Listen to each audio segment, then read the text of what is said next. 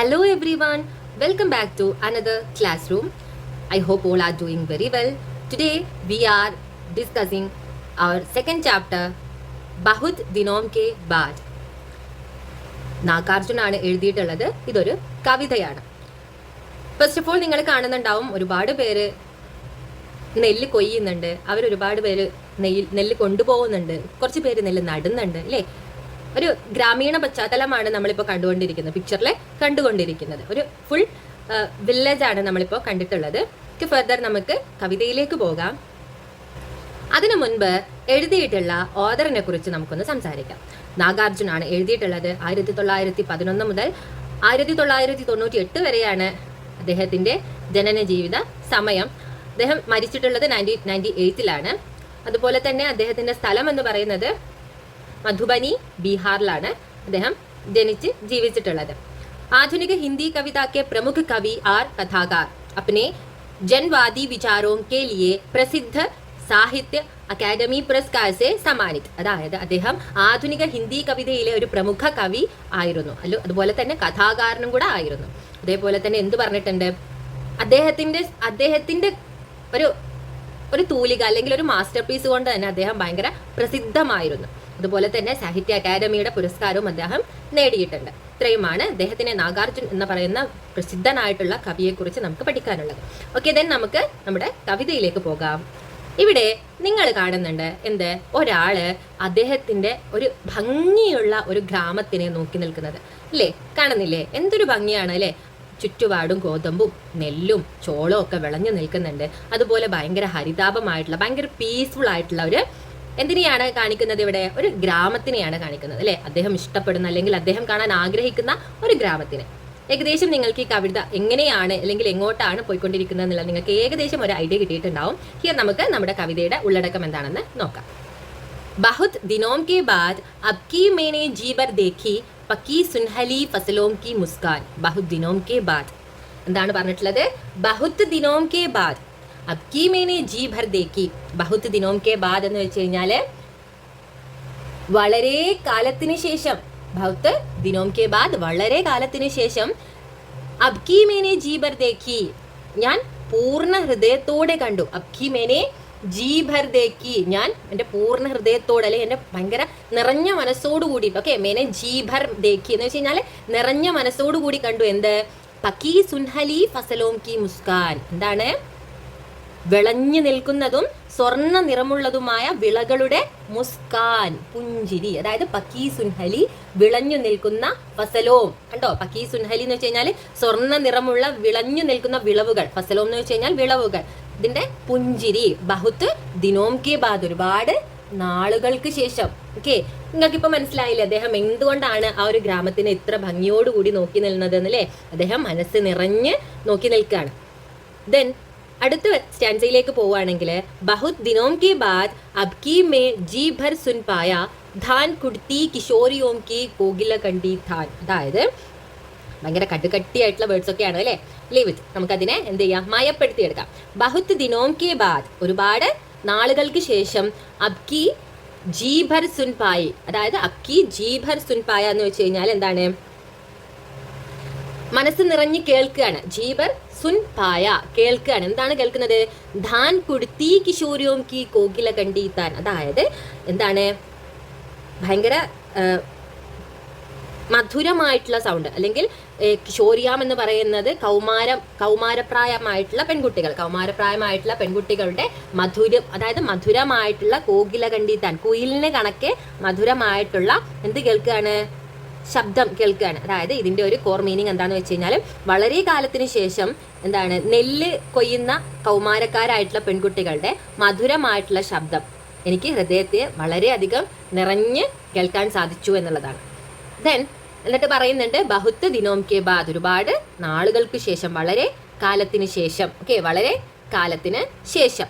Then അടുത്തത് പറയുന്നുണ്ട്, ബഹുത്ത് ദിനോം K ബാദ് അബ് കി മേനെ G ഭർ സുഖേ മാൽ Siri K ഠേർ ഠേർ സെ താസെ ഠഡ്കെ ഫൂൽ. ഓക്കെ, ബഹുത് ദിനോം കെ ബാദ് ഒരുപാട് നാളുകൾക്ക് ശേഷം, അബ് കി മേനെ ജി ഭർ സുഖേ എന്താണ്? ഞാൻ മനസ്സ് നിറഞ്ഞ് എന്ത് കണ്ടു? മനസ്സ് നിറഞ്ഞ് എനിക്ക് സ്മെല്ല് ചെയ്യാൻ പറ്റി. സുഖേ എനിക്ക് സ്മെല്ല് ചെയ്യാൻ പറ്റി. മൗൾ സിരി കെ ഠേർ ഠേർ സെ താസെ ടഡ്കെ ഫുൾ. മാൾസിരി എന്ന് വെച്ച് കഴിഞ്ഞാൽ ഇലഞ്ഞിപ്പൂ ഉണ്ടല്ലോ, ഇലഞ്ഞിപ്പൂവിന്റെ കൂമ്പാരങ്ങൾ, ടേർ എന്ന് വെച്ചാൽ കൂമ്പാരങ്ങൾ കൂട്ടിയിട്ടിട്ടുള്ളതിന്റെ ഫ്രഷ് ഫ്ലവേഴ്സിന്റെ മണം, ഇലഞ്ഞിപ്പൂവിന്റെ കൂട്ടിയിട്ട ആ ഒരു ഇലഞ്ഞിപ്പൂവിന്റെ ഫ്രഷ് ഫ്ലവേഴ്സിന്റെ സ്മെല്ല്, അത് എനിക്ക് എന്ത് ചെയ്യാൻ പറ്റി, എൻ്റെ ഹൃദയം നിറഞ്ഞ് എനിക്ക് മണക്കാൻ പറ്റി. ബഹുത്ത് ദിനോം കെ ബാദ്, ഒരുപാട് നാളുകൾക്ക് ശേഷം. ഓക്കെ, ഒരുപാട് നാളുകൾക്ക് ശേഷം.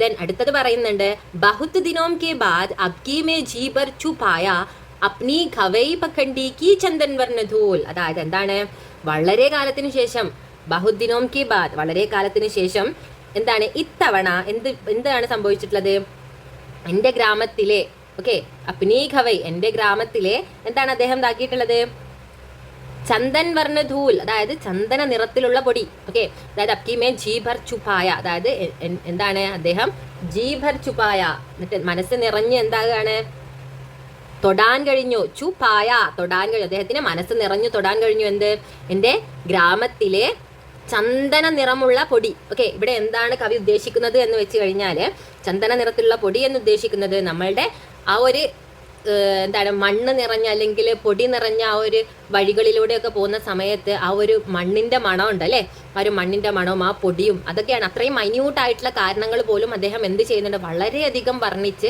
അദ്ദേഹത്തിന്റെ ഹൃദയത്തിൽ തട്ടിയ ഭാഷയിൽ നമുക്ക് ഇവിടെ പറഞ്ഞു തരുന്നുണ്ട്. ദെൻ ബഹുത്ത് ദിനോം കി ബാദ്, ഒരുപാട് നാളുകൾക്ക് ശേഷം അല്ലെങ്കിൽ വളരെ കാലത്തിന് ശേഷം.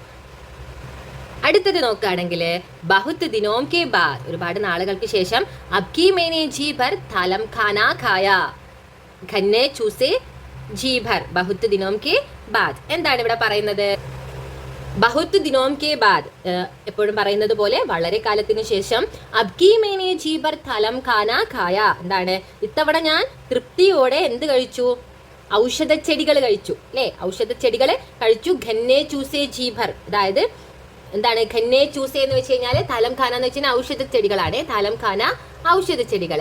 ഖന്നെ ചൂസെ ജീബർ എന്ന് വെച്ച് കഴിഞ്ഞാൽ മനസ്സ് നിറഞ്ഞ് കരിമ്പ് ആവോളം എന്ത് ചെയ്തു, കുടിച്ചു, എന്നാലും നക്കി കുടിച്ചു അല്ലെങ്കിൽ കടിച്ചു, അല്ലെങ്കിൽ നമുക്കതിന് എന്താ പറയാ, കരിമ്പ് നമ്മൾ സാധാരണ എന്താ പറയുക നമ്മൾ കടിച്ചു തിന്നല്ലേ, അതേപോലെ കഴിച്ചു. അത് എന്നിട്ട് പറയുന്നുണ്ട് ബഹുത്ത് ദിനോം കെ ബാദ്, ഒരുപാട് നാളുകൾക്ക് ശേഷം. ഓക്കെ, ഒരുപാട് നാളുകൾക്ക് ശേഷം തൻ്റെ ഗ്രാമത്തിലേക്ക് വരുന്ന ഒരു വ്യക്തിയുടെ എന്താണ് ഭയങ്കര ആഗ്രഹങ്ങളും അല്ലെങ്കിൽ അതേപോലെ തന്നെ അദ്ദേഹത്തിന്റെ കാഴ്ചപ്പാടും അദ്ദേഹത്തിന്റെ ഒരു എന്താ പറയുക എക്സൈറ്റ്മെന്റും ഒക്കെയാണ് ഈ ഒരു കവിതയിൽ പറയുന്നത്.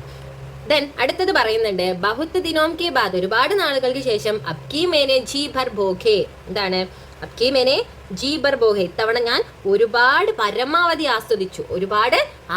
എന്തൊക്കെയാണ് ആസ്വദിച്ചിട്ടുള്ളത്, ഗന്ധ്, രൂപ്, രസ്, ശബ്ദ്, Sparsh, sub Saath Saath is ഭൂപർ. എന്താണ് ഞാൻ എന്തൊക്കെയാണ് ആസ്വദിച്ചിട്ടുള്ളത്, ഈ ഭൂമിയിലെ ഗന്ധവും രൂപവും രുചിയും ശബ്ദവും സ്പർശവും എല്ലാം എങ്ങനെയാണ്, സാത് സാത് ഒരുമിച്ച് ഇസ് ഭൂപർ, ഈ ഒരു ഭൂമിയിൽ അല്ലെ, ഒരു ഭൂമിയിൽ ഒരുമിച്ച് ഞാൻ എല്ലാം കൂടെ ആസ്വദിച്ചു.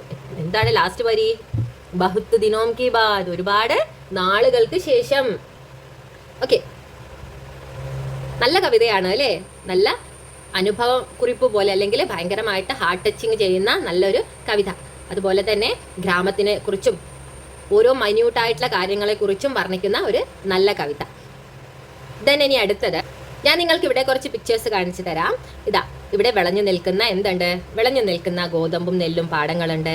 അതുപോലെ തന്നെ ഇവിടെ താഴെ നിങ്ങൾക്ക് കാണാം നമ്മൾ എന്താണ് ഖവൈ പഖണ്ഡി കി ചന്ദൻ വർണ്ണ ധൂൽ എന്ന് പറഞ്ഞത് നിങ്ങൾക്ക് ഓർമ്മയുണ്ടോ, അതാണ് ഈ വഴി കണ്ടോ നിങ്ങളെ, ഈ വഴിയിലൂടെ ഖവൈ പഖണ്ഡി കി ചന്ദൻ വർണ്ണ ധൂൽ, അതായത് ഈ പൊടിയും ഈ ഒരു പൊടിയാണ് പറയുന്നത് എന്ത്, ചന്ദന വർണ്ണത്തിലുള്ള പൊടി അല്ലേ, എനിക്ക് സ്പർശിക്കാൻ സാധിച്ചു എന്ന് പറയുന്നത്. അതുപോലെ ഇവിടെ കാണുന്നുണ്ട് നിങ്ങൾ എന്താണ് ഇലഞ്ഞി മരം കാണുന്നുണ്ട്, ഭയങ്കര സ്മെല്ലാണ് അല്ലേ, ഇലഞ്ഞി മരത്തിന് ഭയങ്കര സ്മെല്ലാണ്. ദെൻ അതുപോലെ എന്ത് കാണുന്നുണ്ട് ഇവിടെ, ആ ഒരു പെൺകുട്ടികൾ അല്ലേ, എന്താണ് നെല്ല് കൊയ്യുന്ന സമയത്ത് കോകില കണ്ടി താൻ എന്ന് പറഞ്ഞിട്ടില്ലേ, കിശോരിയോം കി കോകില കണ്ടി താൻ, അതായത് ആ ഒരു എന്താ പറയാ കൗമാരപ്രായത്തിലുള്ള പെൺകുട്ടികളുടെ കുയിൽനാദം അല്ലേ, അതും കേൾക്കാൻ പറ്റിയെന്ന് പറയുന്നുണ്ട്. ദെൻ അതുപോലെ തന്നെ ഒരുപാട് നാളുകൾക്ക് ശേഷം താലം ഖാന ഖായ എന്ന് പറഞ്ഞിട്ടുണ്ട് അല്ലേ, താലം ഖാന ഖായ അല്ലേ, അവരെന്ത് ചെയ്തിട്ടുണ്ട്, ഔഷധക്കൂട്ടുകൾ കഴിച്ചിട്ടുണ്ട് അല്ലേ. ഓക്കെ, ഇത്രയുമാണ് നമ്മളുടെ പാഠഭാഗം വരുന്നത്. ഇനി നമുക്ക് നോക്കാനുള്ളത് ഇസ് കവിതാക്കോ ആശയ ലിഖേ, അതായത് ഈ ഒരു കവിതയുടെ ആശയം എഴുതാൻ വേണ്ടിയിട്ടാണ് പറയുന്നത്. ഓക്കെ, നമുക്ക് ആശയം നോക്കാം. ഇതാണ് കവിതയുടെ ആശയം. फर्स्ट ऑफ ऑल ഞാനൊന്ന് വായിച്ചു തരാം. नागार्जुन द्वारा लिखित ये कविता उस भावनात्मक उथल पुथल का वर्णन करती है जो एक कवि के कई वर्ष के बाद अपने गांव लौटने पर उत्पन्न होती है. हिंदी के प्रगतिशील कवि नागार्जुन का सुंदर कविता है बहुत दिनों के बाद. कवि एक लंबे समय के बाद अपने चिर परिचित गांव में आता है. गांव के सुनहली फसलों का मुस्कान देखता है, धान कुटती युवतियों का गीत सुनता है, मौलसिरी फूलों का सुगंध सूझता है, पखंडी की चंदन वर्ण धूल छूता है, तालम खाना और गन्ने के रस खाता है. उपयुक्त पूरे पंक्तियों में कवि ग्रामीण वातावरण का वर्णन करते हैं. प्रकृति प्रेम को आधार बनाकर लिखी कविता बहुत सुंदर है. शब्द रस रूप शब्द गंध स्पर्श आदि पांच बिंबों के माध्यम से ग्रामीण सौंदर्य को व्यक्त किया है. कविता बहुत सुंदर है, सरल भाषा है, बहुताधिक പ്രാസംഗിക് है. ഇത്രയുമാണ് നമ്മളുടെ ആശയം വരുന്നത്.